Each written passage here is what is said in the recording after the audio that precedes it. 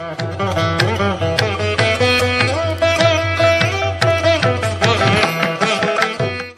एक बहुत सुंदर निवेदन करूं, वाल्मीकि रामायण का प्रसंग है, भागवत जी में भी प्रसंग है, लेकिन विस्तार पूर्वक वाल्मीकि रामायण में प्रसंग का वर्णन है कि उसी जंगल में एक जामवंत जी रहते हैं।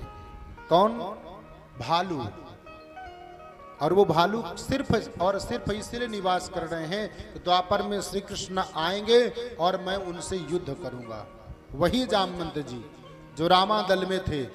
भगवान श्री राघवेंद्र सरकार, ये प्रसंग वाल्मीकि रामायण में वर्णन है, भागवत जी में भी है, लेकिन विस्तार पूर्वक नहीं है। वाल्मीकि रामायण में विस्तार पूर्वक वर्णन है कि जामवंत जी महाराज संपूर्ण भगवान राघवेंद्र राम सरकार रावण से विजय श्री प्राप्त करके और अयोध्या के जब राजा बन गए, संपूर्ण प्रजा खड़ी है और समस्त मंत्री दीवान दरबान खड़े हैं, जामवंत, अंगद, हनुमान जी महाराज सब खड़े हुए हैं।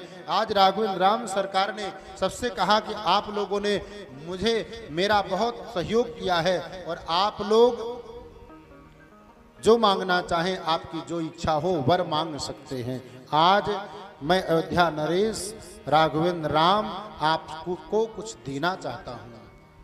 किसी ने भक्ति मांगी, किसी ने मुक्ति मांगी, किसी ने शक्ति मांगी, किसी ने धन मांगा, किसी ने वैभव मांगा, किसी ने संपदा मांगी। जामवंत जी महाराज शांत बैठे हुए हैं।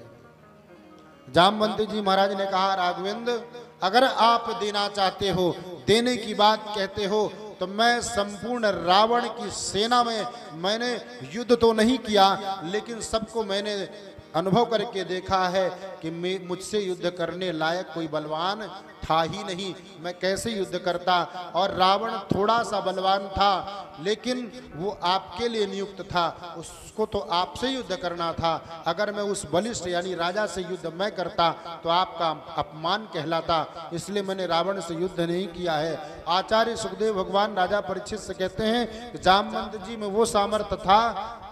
वाल्मीकि रामायण में वाल्मीकि जी महाराज वर्णन करते, जामवंत जी में वो सामर्थ्य था कि वो चाहते तो एक मुक्के में ही, एक घूंसा में ही रावण का अंत कर सकते थे। लेकिन जामवंत जी ने स्वामी और सेवक की मर्यादा को स्थापित किया है कि मेरे स्वामी को ये दायित्व, ये श्रेय मेरे स्वामी राघवेंद्र राम को मिलना चाहिए और मैं तो उनका दास हूँ, मैं तो उनका सेवक हूँ। और आज जामवंत जी ने कहा, अगर आप देना चाहते हैं तो मैं आपके सामने हाथ जोड़ करके, करबद्ध हाथ जोड़ करके निवेदन करता हूं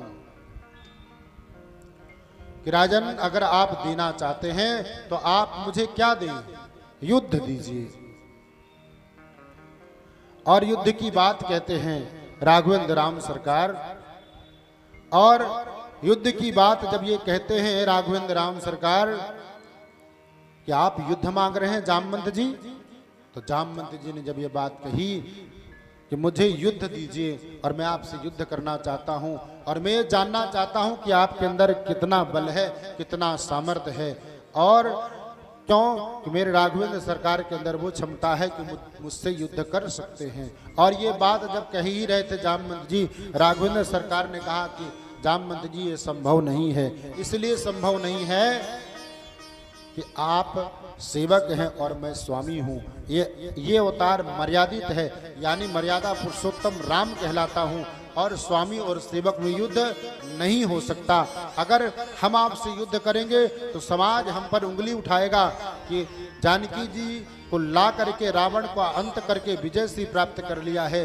तो जामवंत जी ने, जिन्होंने संपूर्ण नीतियों को बता करके युद्ध को जिताया है और उन्होंने राघवेंद्र राम ने युद्ध कर लिया है, इसलिए समाज हम पर उंगली उठाएगा और कलंकित करेगा, इसलिए ये संभव नहीं है। राघवेंद्र राम सरकार ने कहा कि ये संभव नहीं है, आपकी इच्छा है तो एवं वस्तु, मैं आपको आशीर्वाद प्रदान करता हूँ, समय आने पर इंतजार करिए। ये मैं द्वापर में श्री कृष्ण बन करके आऊँगा, संपूर्ण वृत्तांत को बताया है और सत्राजित के द्वारा मुझे मणि की चोरी लगाई जाएगी और उस मणि की चोरी से मुक्त होने के लिए मैं उस जंगल में आऊँगा और उस समय आप इंतजार करिएगा, मैं आपसे युद्ध करूँगा।